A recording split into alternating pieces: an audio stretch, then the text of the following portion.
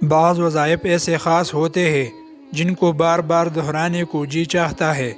آج سورۃ بقرہ کی جن 2 آیات کا وظیفہ بتایا جا رہا ہے، یہ وظیفہ بھی ایسا ہی خاص وظیفہ ہے۔ بہت سے لوگوں نے اس وظیفے کے متعلق اپنا تجربہ بیان کیا ہے۔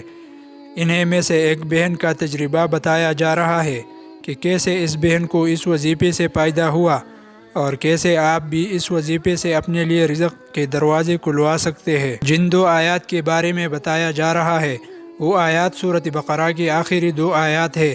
ان 2 آیات میں بڑی خزانے پناہ ہے جن کے بارے میں پیارے آقا صلی اللہ علیہ وسلم اپنی احادیث میں بتایا ہے کہ جو شخص رات کو سورۃ بقرہ کی آخری 2 آیات پڑھ لے گا وہ اس کو کافی ہو جائیں گے۔ ایک دوسری حدیث میں سیدنا حذیفہ بن یمان رضی اللہ عنہ سے روایت ہے کہ رسول اللہ صلی اللہ علیہ وسلم نے فرمایا کہ مجھے سورۃ بقرہ کی یہ آخری آیات عرش کے نیچے خزانے سے دی گئی ہے۔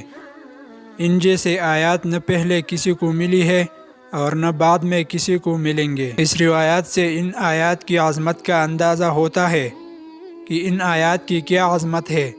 ایک دوسری روایات میں سیدنا عبداللہ بن مسعود رضی اللہ عنہ بیان کرتے ہیں کہ جب رسول اللہ صلی اللہ علیہ وسلم معراج پر بلایا گیا تو 3 چیزیں دی گئی۔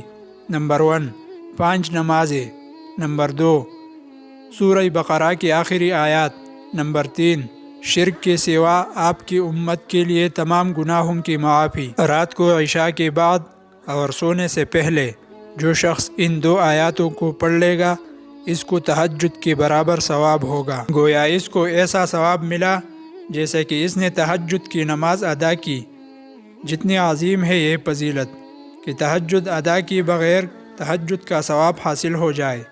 یاد رہے کہ یہ اللہ رب العالمین کا یہ فضل عظیم ہے کہ اس نے اپنے بندوں کو اپنی رحمت و مغفرت کے لیے ایسے آسان اسباب مہیا کی ہے، اور سورۃ بقرہ کی یہ 2 آخری آیات بھی انہی اسباب میں سے ہے۔ حضرت علی رضی اللہ عنہ فرماتے ہیں کوئی عقل مند شخص ان 2 آیاتوں کو پڑھے بغیر نہیں سو سکتا۔ مطلب یہ ہے کہ اگر ہم ان آیات کو پڑھے بغیر سوتے رہے تو حضرت علی کے نزدیک ہم تو کم عقلوں میں شامل ہوئے۔